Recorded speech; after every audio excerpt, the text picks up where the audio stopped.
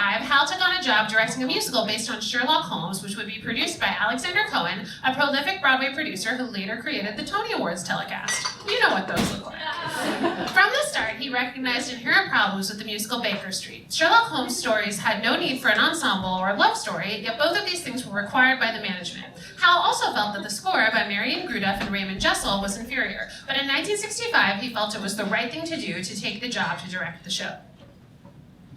In his memoir, in Hal's memoir, Sensification, Hal wrote, "It is calamitous to accept inferior material, and arrogant.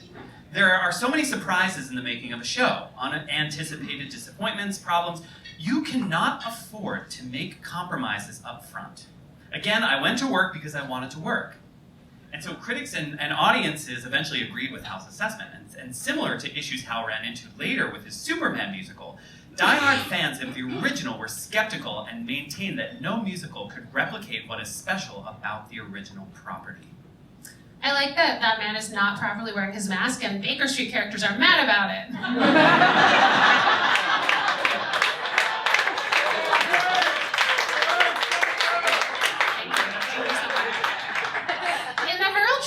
Walter Kerr wrote, oh, Walter Kerr, take a drink for every nasty thing Walter Kerr says. In the Herald Tribune, Walter Kerr wrote, still often I hate myself in the morning. This morning it's because Baker Street has opened.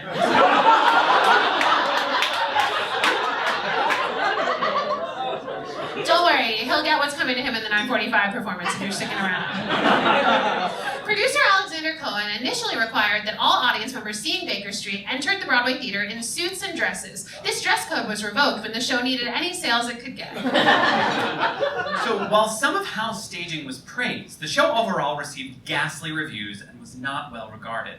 Hal wasn't offered another directing job for 3 years after this. Even though Hal wanted to direct and be rid of many of the trappings of producing, at that point, he decided to continue producing so that he would not be at the mercy of directing job offers from others. He could choose and create his own projects to direct. So despite the spot that Baker Street occupied in Hal's trajectory, much of the material for Sherlock himself for the show was quite delightful. So here to sing one of those numbers, J. Aubrey Jones. This is a little number by Bach and Harnacker called Cold, Clear World. My dear Miss Apple, I have waited in vain for someone to explain what love conceivably can offer the cerebral type of man.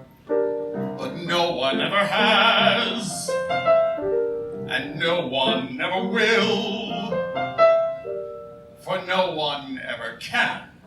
But the cold, clear world of the intellect is the world that I revere. In the pure, dry air of the scientist, I am in my proper sphere. From a fragment to construct the plot of a whole, here's nectar for the soul. To illumine what was dark with a spark of cerebral electricity, there's felicity. From a fragment to construct the comprehensive whole, there's nectar for the soul. From the thick black cloak of the mystery, to deduce the why and how, just a loaf of bread and a cryptogram, this were paradise enow. With the power of the mind to find what a foe has concealed, with devilish care, there's joy, there's happiness, and to spare. I have waited in vain for someone to explain what love conceivably can offer the cerebral type of man.